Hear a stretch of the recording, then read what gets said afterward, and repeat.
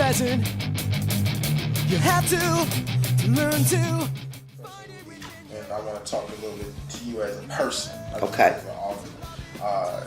Where'd you grow up at in the city of Chicago? I grew up here in Hyde Park. I started out, my family started out in Hyde Park, actually, and we started out in Woodlawn. I was born, we lived 727 East 60th Street, across the street from the Fountain of Time. Okay. And then moved to Hyde Park, and then my family bought a home in South Shore, Okay. where I still reside. Still reside Yes. in South Shore, right? Obviously, as the well, you could be in Hyde Park, I guess, as the alderman as well, but you're still in South I'm Shore. still in South Shore. This is my home. What is it about South Shore that keeps you there and motivated you? Because you are a lawyer now. And Yes. What made you want to move from, I guess, practicing law into, being an alderman? Well, one of the things actually was that I started getting involved. I was involved in CAPS. I was involved in the Park District activities. I was involved in community issues all around. And then the opportunity presented itself. And, I found myself doing a lot more of the work. And so I figured if I'm doing the work, I may as well have the job. What are some of the things that you're most proud of that you've accomplished over the years? Oh, goodness, there's so many. I mean, I'm obviously proud of Stony Island.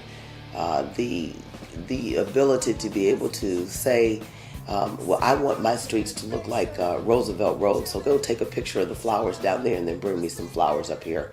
The Starbucks, the banks that I've been able to bring in, Staples, and even the Walgreens, grocery stores in communities that never had any grocery stores, such as the Aldi's at 67th and Cottage Grove. Did you know that there had not been a grocery store between 35th and 95th and Cottage Grove until that Aldi's came in? I didn't know that. Yeah. So, it's things like that. It's about working with the Greater Grand Crossing community and being able to build a youth center for the South Shore drill team. What goes into, creating or bringing Aldi's to the community, or working with the South Shore drill team and building that youth center? It's hundreds of hours of talking to people, getting, doors closed in your face, yet getting up, dusting yourself off, and going back, and just really believing in your community and development, and really trying to change a corporate mindset. Because as we know, I'm not going to pretend like corporate America is just, happy to come anywhere, particularly in our communities. And sometimes we have to give them a little nudge. And under my leadership, it has improved. I've established relationships. And so I've got companies looking at our community now that had never looked at us before. What are some of the things that you think that you would want to improve on, that you might not have done as well? That you think Well, I mean, in this economy, it's really, really tough to bring new businesses, but surely that is something that I want to see. I'd love to see a Stony Island thriving just like Roosevelt Road here in Chicago. Would love to see a thriving 71st Street, 73rd Street, businesses on 75th Street, 57th Street and 55th Street in Hyde Park. Would love to see that, to see local businesses, locally owned businesses, where we become a totally sustainable community. If you could ask anything of the residents of the Fifth Ward in terms of what you need to be able to move forward, not just with your vision, but with their vision, what would you ask of them? I think I would ask them to stay in communication with my office. I think I would ask them for their continued support. It is because of their support over the years that I have been able to take the stand on those difficult issues, because they have had my back. And when you feel that a community has your back, you can have their back. I want to ask you just a couple more questions, and then I'll let you go. One of the key components of Chicago Votes is reaching out to young people or adults in general who have not traditionally participated in the political process. Yes. What would you say to them as a means of helping them understand why their role and their vote and their constant, communication with an elected official is important to the things that affect their individual lives? Well, I think that it's important for young people to know that you do have a voice. And to not say, well, I don't see this, or they're not doing nothing for me. Come in and talk to us and see what is being done, and actually understand what the process is. Understand that it's not something that occurs overnight, and that it's actually people working united together that actually gets things done. If you let your elected official stand out there on his or her own, it will be a lot more difficult to try to get things done than it is when we come to City Hall with a group of people, or when we show up at a CAPS meeting where we've got the people behind us, or we show up at a CPS board meeting or a Park District meeting. There is strength in numbers, and they understand that you're not just speaking off the top of your head, that you're speaking with supporters. What are some things that you would want to do for the homeowners that live in South Shore to sustain, what they're doing? Because when I talk to people in the community, oftentimes they got this love-hate thing going on. They like where they are from a location standpoint, but they don't necessarily like their surroundings or the things that affect their home or their home value. Well, I think to the extent that anyone can control what somebody's home values are, the economy taking a dive, that does have some impact on it. But the other thing I say is being involved.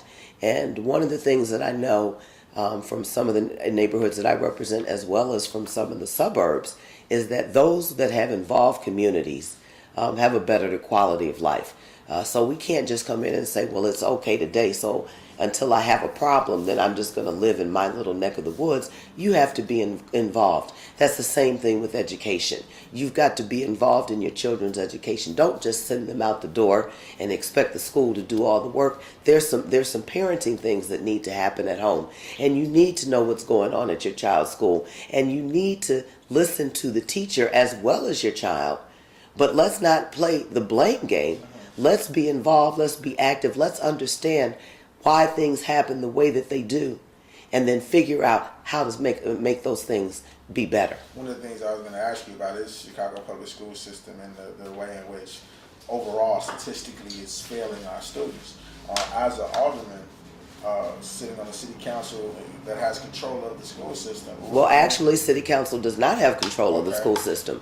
The mayor has control of the school system, and he appoints the board.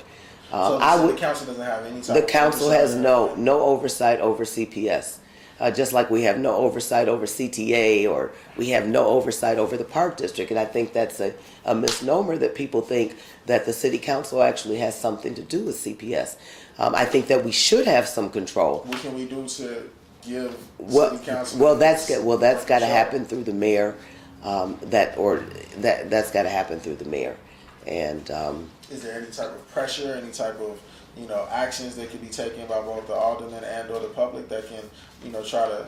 Well, I'm sure that we can. I'm sure that we can. I also think that we need to look towards making sure that we have people in CPS that have an educational background. That understand how children learn, and even for our communities, how African American children learn, because I think that is very, very important.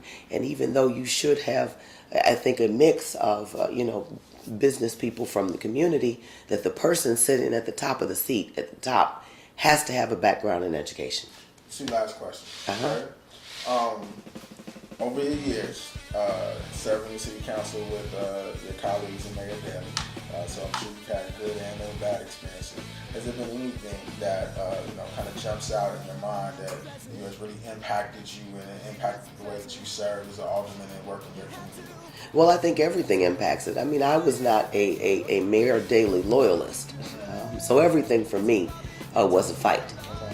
Everything, I had to have my community at interest, and I had to demand better. Those that aligned themselves with the mayor had it a lot easier than I did.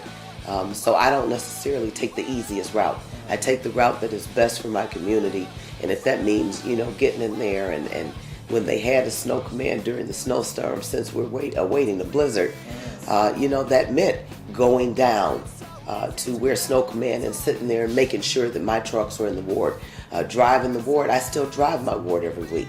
Even if it is in the middle of a snowstorm, knowing where your resources are, knowing where your people are, being out there talking to the people in the community, I think that's what makes a difference.